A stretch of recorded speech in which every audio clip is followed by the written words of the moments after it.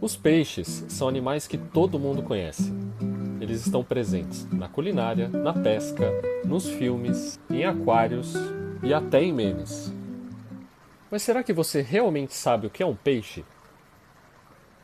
Eles estão tão presentes no nosso cotidiano que essa parece uma pergunta meio boba. Mas e se eu te disser que a resposta para essa pergunta é muito mais complexa do que parece? Bom, antes da gente entender a complexidade dos peixes, é importante entendermos um conceito muito importante dentro do estudo da vida: a evolução. Evolução é um processo contínuo em que populações de seres vivos se modificam ao longo do tempo, com essas modificações sendo passadas para seus descendentes. Isso quer dizer que os diversos grupos de seres vivos, plantas, bactérias, fungos e animais, estão constantemente passando por transformações que poderão ser passadas para seus filhos, netos, bisnetos, e estes acumulam essas transformações. A ideia central da evolução é de que todos os organismos na Terra descendem de um mesmo ancestral, assim como você e seus primos são netos dos mesmos avós, e que as diferenças entre os seres vivos atualmente são resultado de milhões de anos de acúmulo dessas modificações.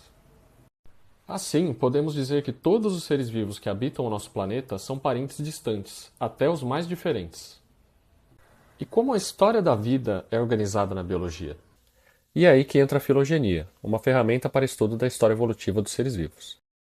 Ela funciona como uma árvore genealógica, mas ao invés de mostrar nossos familiares, ela mostra os graus de parentesco evolutivo dos seres vivos e como seus grupos são organizados nesse contexto. Cada ramificação dessa árvore representa um ancestral comum e os caminhos que esses grupos seguiram ao longo de milhões de anos de evolução. Quando nós falamos desse parentesco, existe um conceito muito importante: o grupo monofilético. Um grupo em que o ancestral comum e todos os seus descendentes estão presentes. Ou seja, é um pedaço completo da árvore que não corta nenhum galho ao meio. Esses grupos são importantes porque mostram como a evolução realmente aconteceu, sem deixar lacunas. Quem surgiu, de onde e como as características mudaram ou se mantiveram. Ao longo do vídeo, vamos construir juntos uma árvore filogenética para entendermos como se dão as relações de parentesco dos peixes com os demais animais vertebrados. Para explicar como os peixes surgiram e se transformaram ao longo dos milhões de anos de vida na Terra, temos que fazer uma viagem ao passado. Os peixes surgiram há cerca de 530 milhões de anos atrás no ambiente aquático, durante a explosão do Cambriano, um período da história do planeta Terra que ocorreu no início da Era Paleozoica e que foi marcado pelo surgimento de uma grande variedade de novas formas animais. Assim, dizemos que houve um boom de diversidade, daí o nome explosão. Inicialmente, os primeiros peixes eram organismos de corpo alongado, sem escamas e principalmente sem mandíbulas. Isso limitava muito a captura de alimento e marca o início da história dos vertebrados no planeta. Esses primeiros vertebrados sem mandíbula deram origem à linhagem que hoje conhecemos como ciclostomata, ou peixes de boca circular, dividida em dois grupos, as feiticeiras e as lampreias. Agora que já temos o nosso primeiro ramo da árvore dos animais vertebrados, os peixes sem mandíbula, com lampreias e feiticeiras como representantes viventes, podemos avançar mais 100 milhões de anos na nossa viagem no tempo. Ainda na era paleozoica, há 430 milhões de anos, ocorreu uma mudança decisiva: o surgimento das mandíbulas.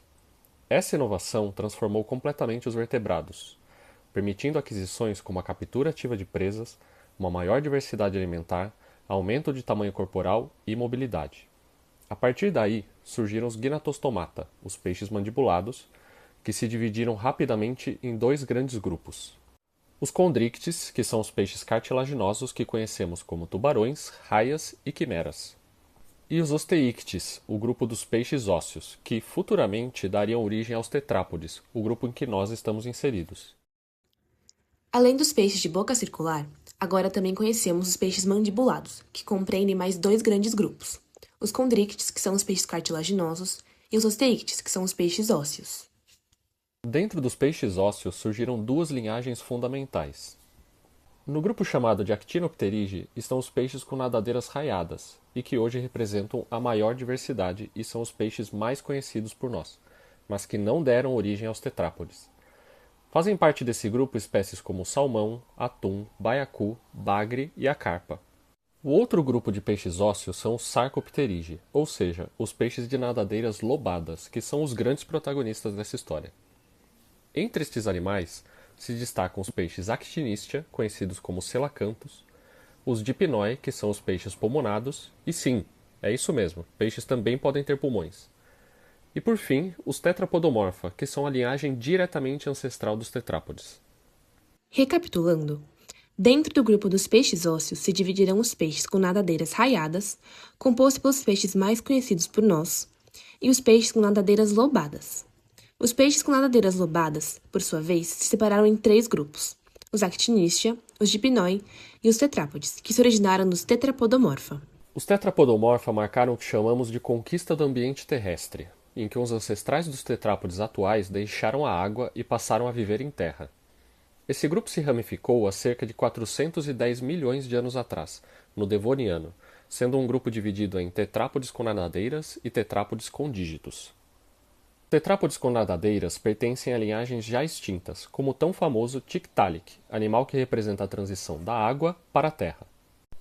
O Tiktaalik ainda possuía características de peixes aquáticos, como a linha lateral e brânquias. Porém, apesar de ainda depender fortemente do ambiente aquático, já apresentava adaptações para a sustentação do peso e locomoção no substrato terrestre.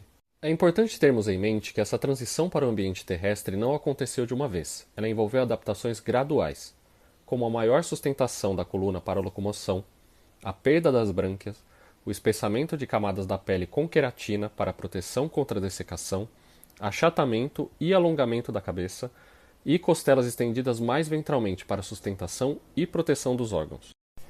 E foram estas séries de adaptações que permitiram, apenas no período Carbonífero, há cerca de 355 milhões de anos atrás, a conquista definitiva do ambiente terrestre, ou seja, a independência da água, sendo um processo que durou cerca de 60 milhões de anos.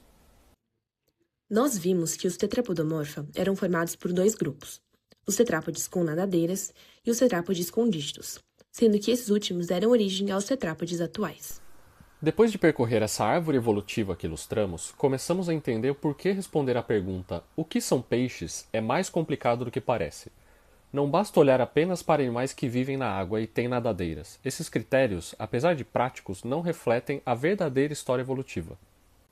Quando analisamos a filogenia, percebemos que o grupo tradicionalmente chamado de peixes não inclui o ancestral comum e todos os seus descendentes, mas exclui os descendentes terrestres. Por isso, ele não é considerado um grupo monofilético, que seria completo apenas se esse ancestral e todos os seus descendentes estivessem presentes. Ou seja, para que peixes fosse um grupo monofilético, seria necessário abranger também os tetrápodes, que são os anfíbios, os répteis, as aves e os mamíferos, e nós, seres humanos, que somos mamíferos. E é aí que está a graça da coisa. O objetivo não é dizer que humanos, aves ou répteis devem ser chamados de peixes. Não estamos tentando mudar nomes ou categorias. O propósito é mostrar como a evolução funciona e como ela conecta seres vivos que, à primeira vista, parecem totalmente diferentes. Ao estudarmos a história evolutiva, percebemos que tudo começa com os primeiros vertebrados aquáticos. Foi nesse grupo que surgiram características que carregamos até hoje: a coluna vertebral, o crânio, o padrão básico dos membros e até estruturas que, milhões de anos depois, dariam origem a braços, pernas, asas e nadadeiras modernas. Cada inovação, como o surgimento dos ossos em Osteíctes ou das nadadeiras lobadas em Sarcopterygi, abriu o caminho que levaram à imensa diversidade atual de vertebrados. E é justamente por causa dessa origem comum que os vertebrados terrestres não aparecem fora ou separados dos peixes, mas a partir deles. A transição para a vida terrestre não criou um grupo totalmente novo. Ela ocorreu dentro de uma linhagem específica de peixes. Assim, do ponto de vista filogenético, podemos dizer que nós, seres humanos, estamos dentro da linhagem dos peixes. Não porque somos aquáticos, temos nadadeiras, brânquias ou escamas, mas sim porque os vertebrados terrestres surgiram a partir do mesmo ancestral comum que os peixes. E essa é a verdadeira conclusão. A evolução não separa rigidamente os grupos, ela os conecta. E quando seguimos essas conexões até a origem, percebemos que a nossa própria história começa dentro da linhagem dos peixes. Ou seja, somos todos peixes.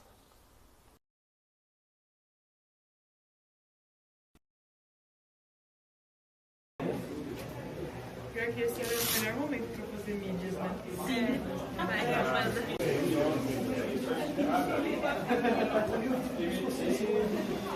Tchau.